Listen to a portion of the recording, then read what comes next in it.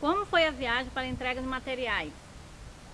Bom, essa viagem ela foi dia 14 de janeiro de 2013, saí daqui do Porto do Cainágua com destino a Nazaré, que seria essa entrega de material escolar, né, que era para a inauguração da escola na localidade de Nazaré. Então, no decorrer dessa viagem, aconteceu que sumiu-se um funcionário da SEDUC chamado Moisés Rodrigues Lima.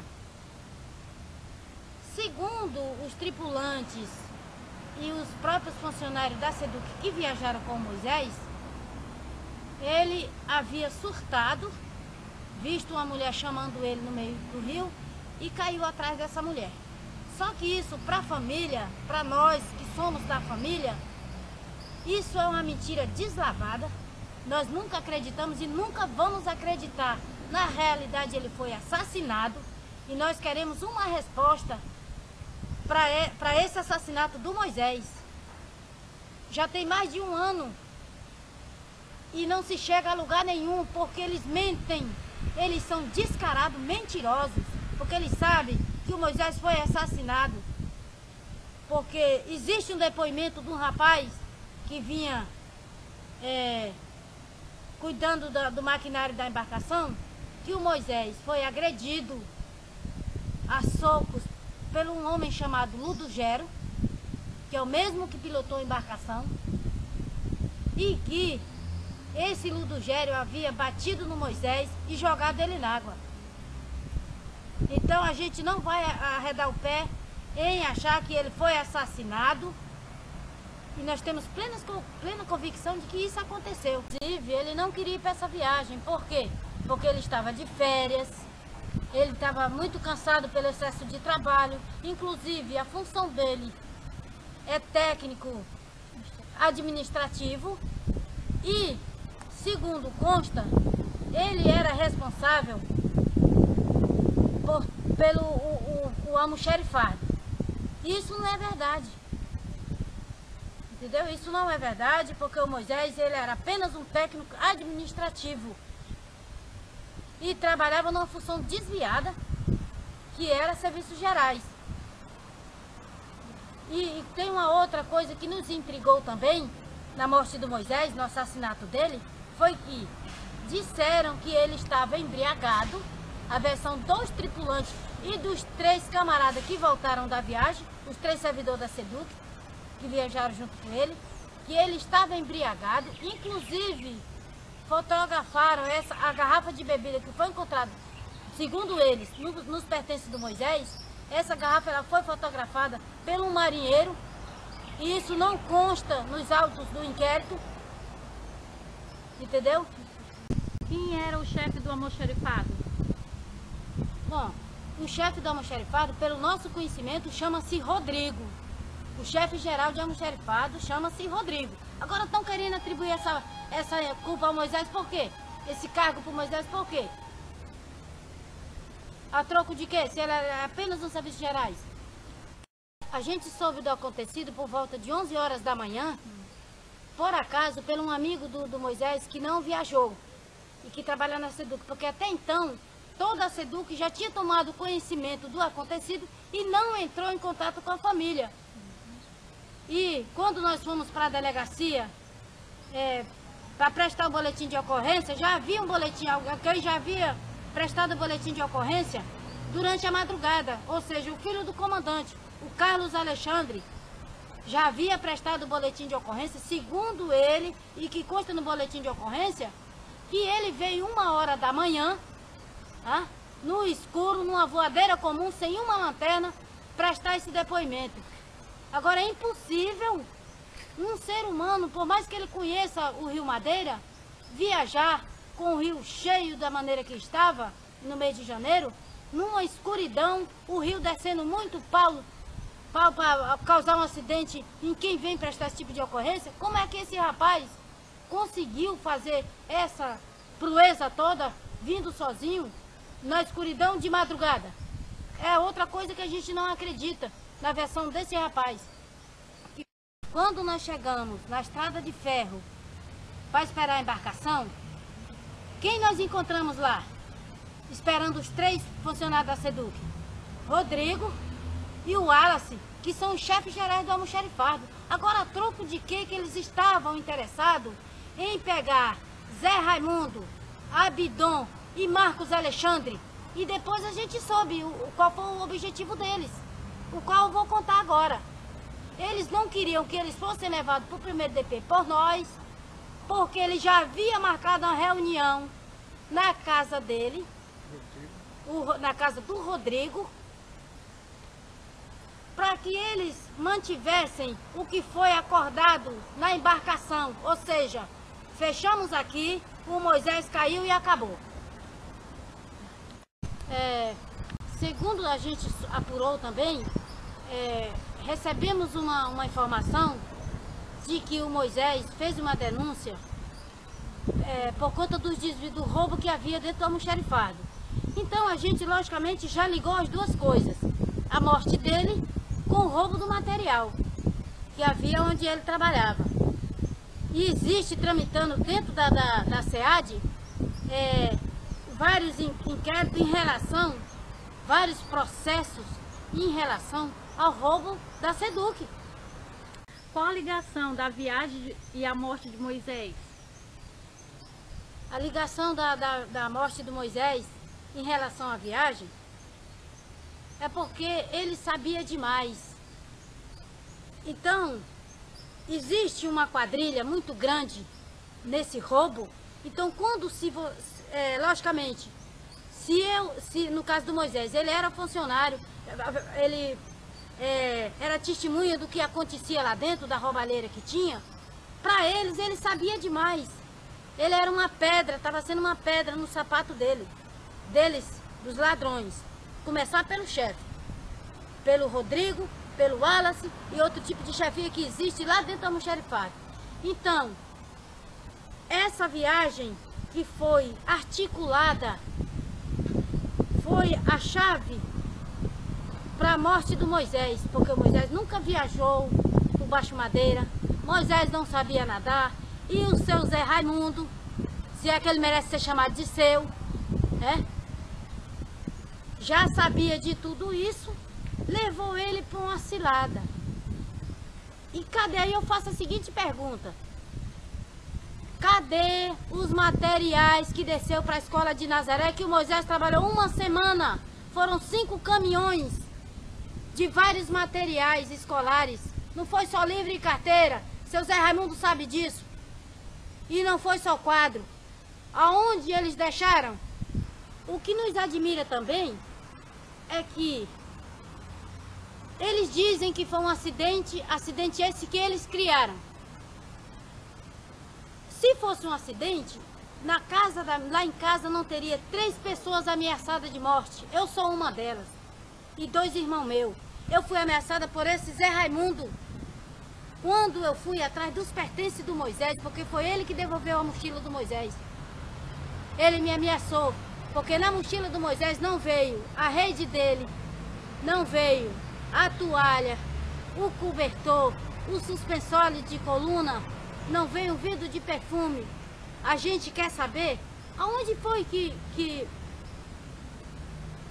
quem ficou com os pertences dele? Será que enrolaram ele na rede na hora que mataram e jogaram ele no rio? Ei, seu Zé Raimundo, responda para nós. O desempenho do primeiro DP sobre as investigações? Bom, segundo o que nós apuramos, a primeira delegacia, ela, na nossa opinião, ela não fez nada. Ou seja, o delegado nunca designou uma equipe de policiais da primeira delegacia até o Baixo Madeira para apurar o ocorrido. E as testemunhas que a família conseguiu encontrar, a própria fala das testemunhas dá indício de que houve o crime.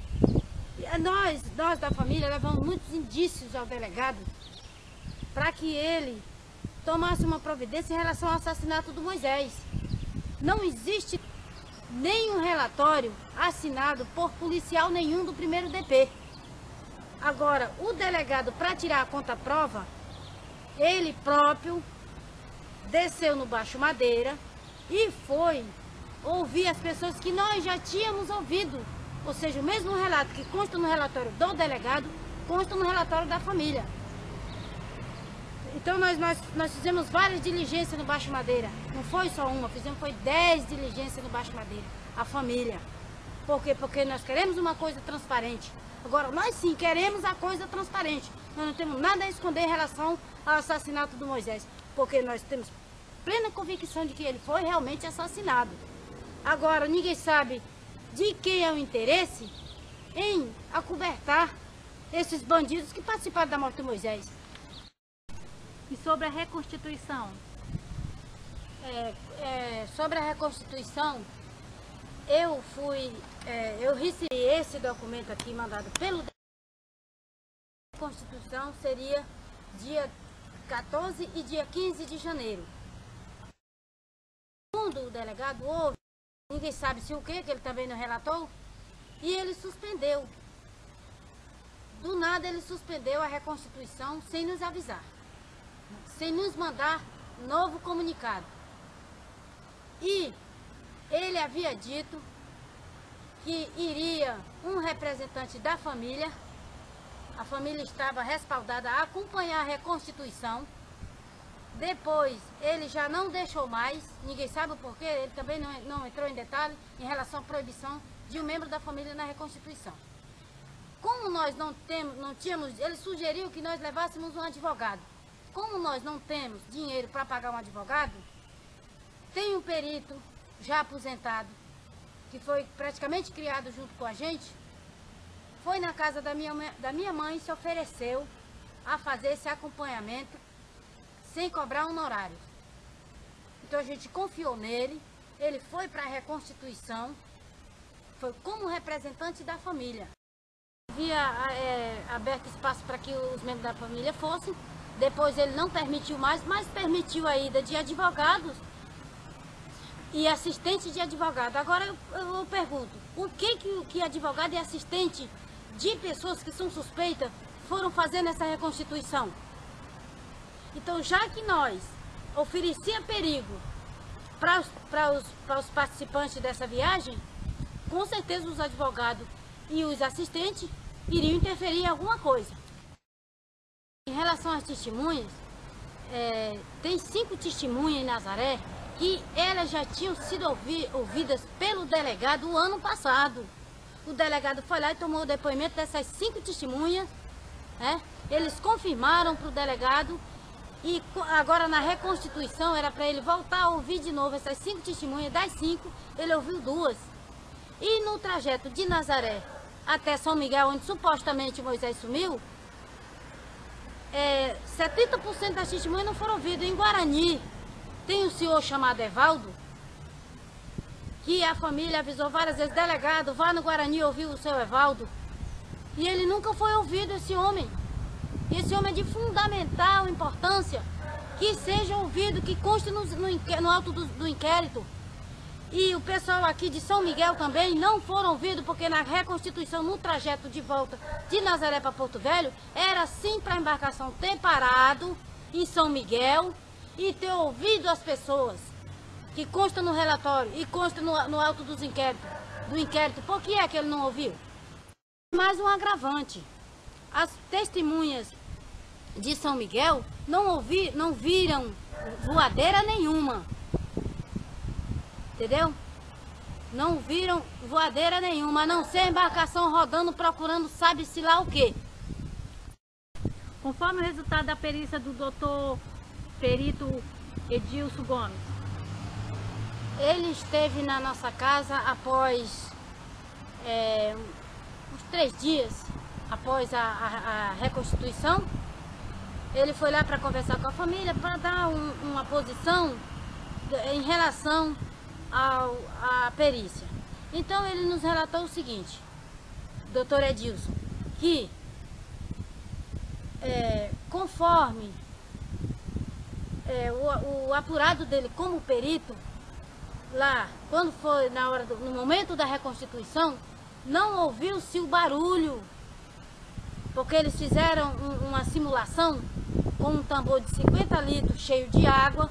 Então ficou o perito na proa da embarcação, outros foram para o fundo da embarcação com com GPS, é o aparelho que identifica ruído e barulho, e não se ouviu com a embarcação funcionando, e não se ouviu nenhum barulho de objeto nenhum cair na água. Não deu para apurar barulho nenhum, nem tampouco nenhum ruído. Mas, no auto do inquérito, consta que o Ludogero e o dono da embarcação, na noite do suposto desaparecimento do Moisés, eles ouviram uma pancada como se fosse um estouro de um pneu, um barulho como se fosse um estouro de um pneu. E logo em seguida, disseram ele que deram falta do Moisés. E sobre o horário da reconstituição? Segundo o perito Edilson, o doutor Edilson Gomes, a embarcação saiu de Nazaré por volta de 1h30 da tarde. E chegaram em São Miguel 11h30 da noite. Só que nós, a família, apurou junto ao barco Marcos Filho que esse horário que eles saíram, que foi o mesmo horário que o Moisés saiu de Nazaré no dia do ocorrido, 10h30 da noite era para eles estarem em Porto Velho e 8h30 no máximo em São Miguel, onde disseram que supostamente o Moisés caiu. Esta foto que foi tirada da garrafa de bebida. Isso é mais uma mentira dos participantes do crime do Moisés. Por quê? Em Nazaré, eles estavam num bar chamado Hollywood, e segundo a proprietária do bar, o Moisés foi o único que não ingeriu bebida alcoólica. E outra, como é que eles deram um depoimento dizendo que foi encontrada uma garrafa de bebida nos pertences do Moisés, e essa garrafa ela foi fotografada pelo marinheiro, e nos autos do inquérito, essa fotografia ela não aparece, entendeu? Então, a troco de que eles estão inventando essa história? E tem um outro detalhe também, que no depoimento de um dos tripulantes, um rapaz chamado Prego, ele afirma veementemente que o Moisés não fez uso de bebida alcoólica, não tinha sintoma de embriaguez. Sobre a ameaça de morte da testemunha Cleito.